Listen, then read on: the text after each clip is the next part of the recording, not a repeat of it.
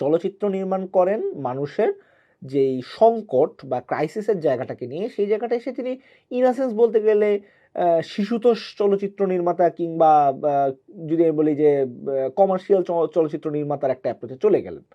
এবং কাছাকাছি সময়ে আবার টার্নওভারটা তিনি করলেন হীরক রাজার দেশে দিয়ে। হীরক রাজার দেশে বলতে গেলে সমগ্র ওয়ার্ল্ড ওয়াইড, বিশেষ করে আমাদের সাবকন্টিনেন্টে এটা খুব স্ট্রং একটা পলিটিক্যাল ছবি হিসেবে কাউন্ট করা হয়। খোলসের দিক থেকে হীরক রাজার দেশে কিন্তু একটি শিশুতোষ চলচ্চিত্র, এবং গুপিগাইন বাঘাবাইন যেখানে উপেন্দ্র কিশোর রায়চৌধুরীর লেখা একটি গল্প নিয়ে করা, হীরক রাজার দেশে কিন্তু সেই গল্পটারই বলতে গেলে সিকুয়াল, কিন্তু সেটা সত্যজিৎ রায় নিজে লিখেছেন। এবং এই যে ইন্টারপ্রিটেশনের জায়গাটায় এসে তখন একটা বেশ বদ্ধমূল ধারণা তৈরি হয় যে সত্যজিৎ এখানে খুব স্ট্রংভাবেই পলিটিক্যাল যে মেসেজ দেওয়ার যে জায়গাটা, সেই জায়গাটা খুব স্ট্রং একটা রোল প্লে করার চেষ্টা করেছেন।